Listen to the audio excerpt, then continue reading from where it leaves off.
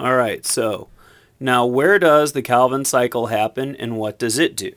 So the Calvin cycle occurs out in the stroma. So we have the thylakoid space, we have the thylakoid membrane, and we have the stroma. Now, all of those places are going to be important places for us. But what ends up happening is we have this Calvin cycle that we feed these into. In the Calvin cycle, you can take CO2 and you can feed it into a cycle of chemicals. Now, this is always drawn overly simplified. And what happens is you can feed in 3 CO2s, is what most of these diagrams show. And those three CO2s will become part of 6 3-carbon chains. Each one of these circles represents a carbon with a phosphate on the end. And then you feed a whole bunch of energy into them, and they end up being a new 3-carbon chain down here with a phosphate off the end of it called G3P. Now, to get from 3 to 6 3 carbons, this would be a total of 18 because 6 times 3 carbons is going to equal 18. We've got these 3 coming on to 15. Now, those 15 came in as 5-carbon chains. So these are 5-carbon chains with a phosphate on both ends. So essentially what happens is these kind of get broken in half and then a carbon gets added to one, but it's not as simple as this makes it look. Now, to get from this version of this 3-carbon chain to this version, you have to put a bunch of energy in.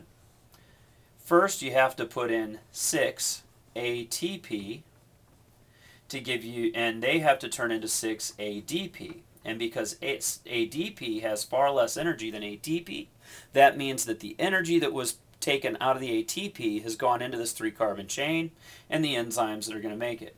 Down here you have another 6 NADPH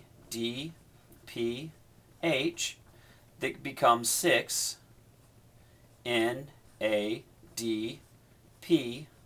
plus.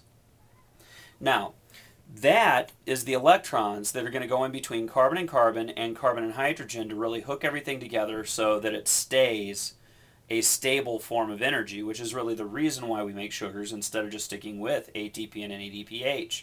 These are high energy, but they're not storable. So to store energy, plants have to turn them into sugars. Now, G3Ps, you have 6 of these when it comes in. So right here, you have 6 of them coming in, but you have 1 coming out, and this is going to be the G3P that you get to keep in use. So this is the goal of this whole process. Now, over here, you take in 3 more ATP are used to make 3 ADP. Now those, when you go from this ATP to these ADP, it lets you turn this into this 5-carbon chain that can easily take on these CO2s to become 6 more 3-carbon chains. Don't worry about this cycle a whole lot. What I care about is that you understand this. 1, this is your reactant. 2, this is what's coming out, your G3P. So we have CO2 going to this G3P. Well, that isn't what we're really all that interested in as far as what we've been talking about in class. This G3P seems totally new. So what we are interested in, so our CO2 became this carbon, carbon, carbon with a phosphate at the end. That's not really what we've been talking about in class, so we'll come back to that in just a moment. What you have to know, CO2 goes in, sugar comes out. We'll make this sugar in just a moment. But the bigger thing is this. The light reaction went through all of this process so it could turn light energy into chemical energy. You've got it as chemical energy in an ADPH here and here, but they're not storable. So to be able to store it, plants take this in ADPH and it goes into the stroma and is given to the dark reaction. These NADP pluses will come back down here and be recycled back into more NADPH. So in the net reaction for photosynthesis, we don't see NADPH and NADP plus because they're used up. They're just recycled back and forth. The ATPs that are used right here come from the ATP synthase in the light reaction, and the ADPs go right back down here to be recycled again into ATP.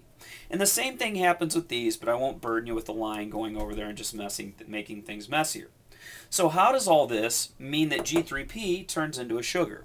Well, essentially what happens is you take two of these G3Ps and set them next to each other, and there's an enzyme that can kind of pop these apart and hook the carbons together. So you release two phosphates, and you end up having a 6-carbon chain that we refer to as glucose.